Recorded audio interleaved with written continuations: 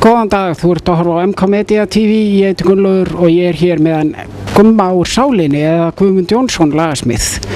Hvor kallar þið freka Gumma eða Guðmund og hverja manna ertu? Það bara fer svona eftir ýmsu því ég var að gefa út sólarplöturnar mínar svona 3 ár. Það kallaði ég mig Gummi Jóns. Hann svona meira út af því að einn frægasti óperusöngur í Íslands heitir Guðmundur Jónsson, við erum nafnar sem er nú nýlátin. Þannig að það var hérna listamaður sem hét sama nafni, það var margir sem heita þessu nafni, Guðmundur Jónsson. Svo ég ákvað svona að stytta þetta bara svona til að auðvelda þetta. En hverja manni ég er, ertu að spyrja því? Já. Foreldrar mín faðir minn heitir Jón Helgason og móðir mín heitir Aðalheiður Guðmundsdóttir. Já, það er nú svona upprunnin. Og ég fara meira í... Nei, þú ert ættaður úr Skagafirði, er það ekki rétt? Nei, ég er nú bara fæddur hérna í Hafnarfirðinum og ólst upp hérna fyrstu árin í Reykjavík en flutti til Skagastrandar í Húnavatnssýslu. Og ólst þar upp þegar ég var svona 17-18 ára gamall þá flutti ég hérna í bæinn. Þegar þú bjóst á Skagaströnd, vannstu eitthvað með honum Hallbirni og þekkjur hann eitthvað? Ég spilaði, fyrsta skipti sem ég spilaði í svona 16 ára gamall, svona dansleik, eins og maður segir, og fékk borgað fyrir það. Það var í svona hljómsveit sem var sett saman hann á staðnum. Þar var Hallbjörn að spila, en ég þekki hann lítið. Var hann Hallbjörn í bandinu? Já, hann var að spila þar á hljómborð. Sólóplötuna hennar 3 ár, hvernig seldust þær og hvernig var að gefa út einn? Það seldust nú lítið, eins og kannski við var að búast. Ég fór nú svona meiri þessar sólóplötur svona til að finna mér annan farveg fyrir lagasmiðnar. Ég er auðvitað fyrst og fremst lagasmiður og ákvað að gera svona 3-leik, japp, jaml og föður. Og þetta var svolítið erfitt að gera þetta en mjög gaman og sérstaklega svona eftir að þetta er búið að svona klára þetta og gert þetta. En þetta voru allt saman frumsamir lög og textar og ég spilaði megnið af öllu dótinu hérna og miðplötunum til dæmis tók ég algjörlega upp einn og gekk algjörlega frá henni nema hljóðblöndum. Þannig að þetta er búið að vera mjög svona lærdómsríkt, mjög gefandi. Ég vil líka hafa þessa tónlist svolítið svona einlæga, svona persónlega og þetta er eitthvað sem ég þurfti bara að gera og nú er það bara að koma úr systeminu og málið dögt eins og maður segir. En hefur þið satt huga á að gera svona eitthvað tann aftur, eitthvað tann setna eftir 2 ár eða 5 ár eða eitthvað svoleiðis? Ekki svona sólóplötur, nei. Það þarf þá eitthvað mikið að koma til sko, en maður veit svo sem ekki hvað framtíðin ber í brjósti sér en í þessum töluðum orðum þá er þetta bara nóg að gefa út þessan 3-leik, japp, jaml og föður og ég gaf þetta allt saman út sjálfur eða síðustu 2 plöturnar og plötusal á Íslandi enn og ekki mikil, þannig að þetta er svona að vera með jeppadellu, þetta er svona dýrt hobby. Eftir hvaða áhrifum semurðu og hvernig semurðu? Ertu með eitthvað þú veist ákveður að semja lag svona en ekki svona eða kemur þetta bara eins og dreymir þetta eða hvernig virkar þetta?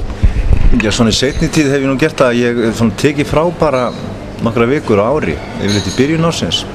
Og núna til dæmis í febrúar á þessu árið 2008 janúar, febrúar þá bara settist ég niður og samdi svona 30 hugmyndir og tók með einhverjar 2-3 vikur að því sko og þá er ég yfirleitt með kassagítar eða píano bara heima með mér og fer bara ekkert út úr húsi fyrir að það komin einhver hugmynd sko. Og oft koma 2-3 hugmyndir á dag og það tekur mig kannski svona 3-4 tíma að ná þessu niður, en stundum tekum þetta styttri tíma.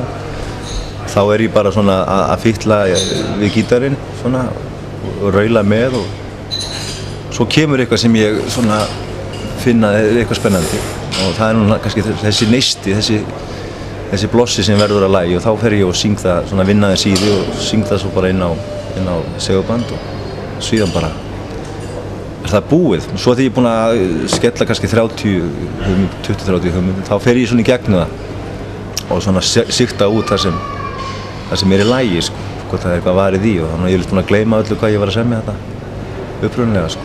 En þá kem ég svona með ferskari eyru í þetta og fer að gera svona kvöldu demo, setja svona trommu sound á þetta og taka þetta upp og myndi þessum tölum orðum ég að vinna í því. Tók 13-14 lög að þessum bunga og að vinna að gera demo og síðan þá fer ég svona að leyfa fleirum að heyra það eftir að það er komið. Er það fyrir sálina eða fyrir eitthvað aðra? Við sálinu eigum núna 20 ára afmælið þetta árið og Til hamingju með það. Já, þakka þér fyrir. Og við ætlum að gefa út 2 lög á safnplötu í haust og 2 af þessum lögum kannski komast á hana. Það er aldrei að vita. Svo eru fleiri svona verkefni í gangi og það er alltaf gott að eiga nógu lögum ef skildi ekki koma upp á. Semjið þið Stebbi aldrei saman eins og Lennon og McCartney sátum út í hvorum öðrum og svo komu oft með lög eða skutu svona á milli sín hugmyndum? Nei, við hefum ekki gert það. Stefán Hafið þið pröfað það eða spilar Stebbi kannski ekki á neitt? Nei, Stebbi spilar nú ekki hljóðfæri en hann hefur nú sami lög þá svona með öðrum sko, en við hefum nú aldrei svona lagt okkur niður með þetta. Við veitum ekki okkur, kannski bara það er kannski alltaf þurft þess, en hann þetta sér textana, hann og Friðrik Sturluson og Jens, þetta er líka lagasmur, hann átt nokkur góðu lög gennum tíðina. En þetta einhvern veginn þróaðist þannig, þessi vinnubrögð hjá okkur fyrir svona 20 árum síðan, þegar við svona fórum að semja af einhver ráði sko. Lagið Tár eru tár, hvernig var það til? Tár eru tár. Kona mín heldur mikið upp á þetta lag og hún bað mig að spyrja það þessu þegar hún frétti að ég var að fara að hitta þig. Já, það. Ég veit, þetta er kannski eina af gömlu syndónum eða eitthvað. Já, þetta er svona ekkert að mínum uppáhaldslögum, þetta var svona, já, þetta er rocklag, þetta var til í kringum gítarfrasa sem svona ber svolítið lagið uppi og að búa til rocklög er svona mér finnst hvað erfiðast. En það er oft svona í kringum svona gítarfrasa, ég var með þennan gítarfrasa svolítið lengi í gangi og fór að svona syngja yfir hann og gaf hvað það geti komið eitthvað lag og það kom þetta lag, Tár eru tár og sem var nú bara töluvert vinsælt, þetta kom út þarna 92 held ég, samlendi plötu þarna Sálmans Jónsmíns. En einhvern veginn hefur það nú ekki lifað nógu vel svona þegar árin hafa liðið, ef við tökum þetta lag ekki lengur í dag. Og mér minnist að við vorum að gera vídeó við þetta lag sem vorum einhverju stórri svona skemmu fullum áburði og það er dauðinn lífa út af svona eitrun, það var svona mikið á sig lagt. En ég man nú eiginlega ekki hvernig ég samtita þetta er bara svona sami í kringum en hann gítarfrasa eins og ég segi. En samt, er það eitthvað sálalag sem er í uppáldi hjá þér eða getur ekki gert á milli þeirra? Jú, ég er kannski hrifnastur að þessu nýjasta efni sem við hefum verið með sko. Bara við vorum með 2 ný lög þarna á gospelkórnum og svo platan okkar Undir þínum áhrifum, hún var mjög vel heppnuð fannst mér. Það lag til dæmis Undir þínum áhrifum ég er mjög sáttur við það sko. En svo þetta fleiri lög og til dæmis þessu lög eins og Hvar er draumurinn sem var mjög þýðingarmikið lag fyrir okkur sálinni. Það var svona í því lagi þá svona náðum við að finna okkar sound, okkar hljóm út af hvað við göngum svona, hvað sálinn stendur fyrir. Þetta þýðingarmikið lag var líka mjög vinsælt á réttum tímapunkti. Það er þetta hellingalög með alls konar minningar sko. Það er fá lög kannski sem ég svona afneita en þau eru til hann. Það er samt talandi þetta gamla sálarefni, takkið þið það meira á böllum eða takkið nýja efnið meira eða er þetta svo 50-50? Já, ég myndi segja að þetta sé svona til helminga sko. Við erum bara það lánsamir, við höfum alltaf átt reglulega lög sem hafa hvað maður segja, slegið í gegn og alltaf bara pallborið hjá þjóðinni. Þannig að við erum að spila mikið af nýju efni og við erum ekkert svona kannski eða svona band sem kannski lifir á einhverju svona fornri frægð.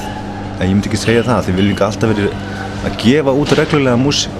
Bara síðustu 8 ár hafa verið mjög kraftmiklir. Það er líka við plata á ári sko. Þannig að við erum að blanda þessu mjög mikið saman og við erum þannig í aðstöðu. Það er svona 15 ár síðan við gátum spila bara eingöngu okkar músík. Og ekki nóg með það að við komumst upp með það heldur getum við spilað bara uppbóðslögin okkar af okkar eigin katalóg sko. Það er mjög skemmtilegt að geta valið með það.